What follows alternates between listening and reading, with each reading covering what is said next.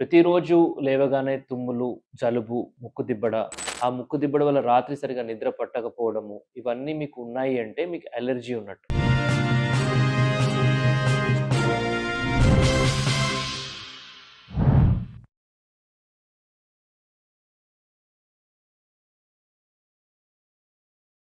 నేను డాక్టర్ వివేక్ వర్ధన్ వీరప్నేని, శ్వాస హాస్పిటల్ నుంచి. అలెర్జీ ఇక్కడ ముక్కులో ఉన్నట్టు. సో దీన్ని అలెర్జిక్ రైనైటిస్ అంటాం. సో ఈ అలెర్జిక్ రైనైటిస్ అనేది చిన్న పిల్లల నుంచి మొదలుపెడితే పెద్దవాళ్ళ వరకు ఎవరికన్నా ఏ వయసులో అన్నా రావచ్చు. ఇది చాలా ఇబ్బంది పెడుతుంది. ఎందుకంటే మార్నింగ్ లేవగానే ఆ స్నీజెస్, ఆ కోల్డ్ తోటి ఆ ఫ్రెష్‌నెస్ అనేది ఉండదు. అండ్ నైట్ బ్లాక్స్ ఉండడం వల్ల స్లీప్ సరిగా ఉండదు. వీళ్ళకి చాలా మందికి దీంతో పాటు గురక ఉండే అవకాశం ఉంది. కొన్నిసార్లు స్లీప్ యాప్నియా ఉండే అవకాశం ఉంది. దీనివల్ల డే రిఫ్రెషింగ్ అనిపించదు. కొంచెం ఇరిటేషను, చికాకు అవన్నీ ఉంటుంటాయి. సో అలెర్జీయే గదా అని దాన్ని వదిలేస్తే అదే ఎలర్జీ స్లోగా ముక్కులోంచి సైనస్‌కి వెళ్తుంది. దాన్ని సైనసైటిస్ అంటాం. అదే ఎలర్జీ నిదానంగా గొంతులోకి వెళ్లి ఫారింజైటిస్ లాగా మారుతుంది. పోస్ట్ నేసల్ డ్రిప్ అంటాం. పోస్ట్ నేసల్ డ్రిప్ వస్తుంటది ఎస్పెషల్లీ సైనస్ పేషెంట్స్‌కి. అదే ఎలర్జీ మళ్ళీ లంగ్స్‌కి షిఫ్ట్ అయితే దాన్ని ఆస్త్మా అంటాం. బ్రాంకైటిస్, దాని తర్వాత స్టేజెస్ ఆస్త్మా. సో ఈ సిస్టమ్ నోస్ నుంచి మొదలుపెడితే లంగ్స్ వరకు బ్రీతింగ్ ట్యూబ్స్ అనేవి ఇట్లా ఫ్రీగా ఉండాలి. ఇలా ఉంటే గాలి సరిగా స్వేచ్ఛగా వెళ్తుంది. బయటికి తిరిగి వస్తుంది. అసలు మనం గాలి పీల్చుకున్నట్టు కూడా మనకి తెలీదు.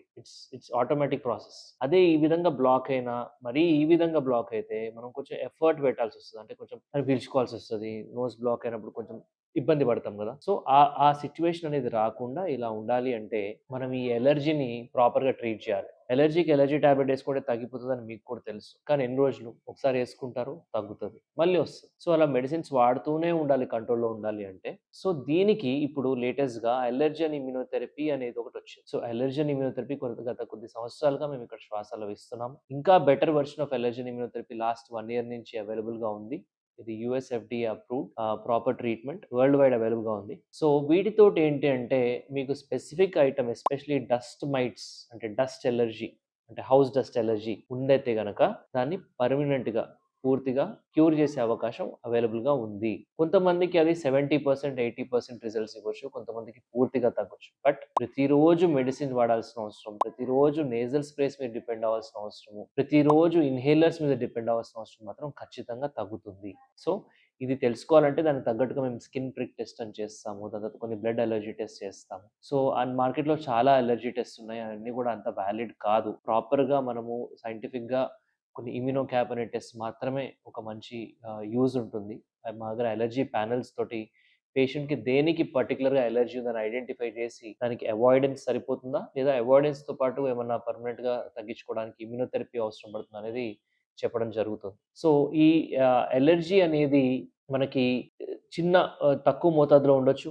లేదా హెవీగా గూడా ఉండొచ్చు. తక్కువగానే ఉంది గదా! అని జెప్పి మనం జలుబు, తుమ్ములే గదా! అని లైట్ తీసుకుంటాం. కానీ అదే స్లోగా పెరిగి పెద్దవుతుంది. దాని యొక్క ఫ్రీక్వెన్సీ, ఇంటెన్సిటీ, సివియారిటీ అన్నీ గూడా నిదానంగా పెరుగుతూ పోతాయి. సో ఎవరు పర్ఫెక్ట్ క్యాండిడేట్ ఇమ్యునోథెరపీకి అంటే ఏదో మొత్తం చాలా అన్ని ఆప్షన్స్ అయిపోయిన తర్వాత బాగా తీవ్రమైపోయిన తర్వాత వాళ్ళకి కూడా ఇవ్వచ్చు.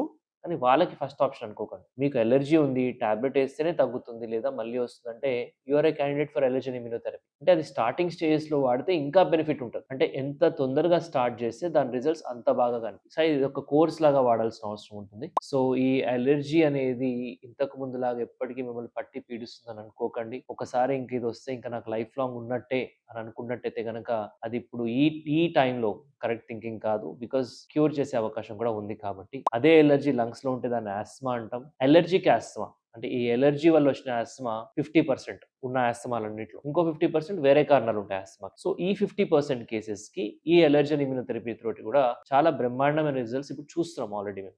సో మీకు ఎటువంటి అలర్జీ ఉన్నా సరే ఇంక్లూడింగ్ ఐ అలర్జీ కొంతమందికి ఎంత ఐ ఇచ్చింగ్ ఉంటదంటే రెడ్‌గా అయిపోవడం, కొంచెం డిశ్చార్జ్ రావడం, జిగురుగా కొంచెం డిశ్చార్జ్ వచ్చేసి చాలా సఫర్ అవుతూ ఉంటారు. ఈవెన్ వాళ్ళకి కూడా ఈ అలర్జీ అండ్ ఇమ్యునోథెరపీ బాగా పనిచేస్తుంది. ఈవెన్ స్కిన్ అలర్జీ ఉన్న వాళ్ళకి కూడా మేము ఇవ్వడం జరిగింది with very good results. So బాడీలో ఎక్కడ అలర్జీ ఉన్నా సరే ఈ అలర్జీ అండ్ ఇమ్యునోథెరపీ అనేది ఒక మంచి సొల్యూషన్ లాగా ముందుకొస్తుంది.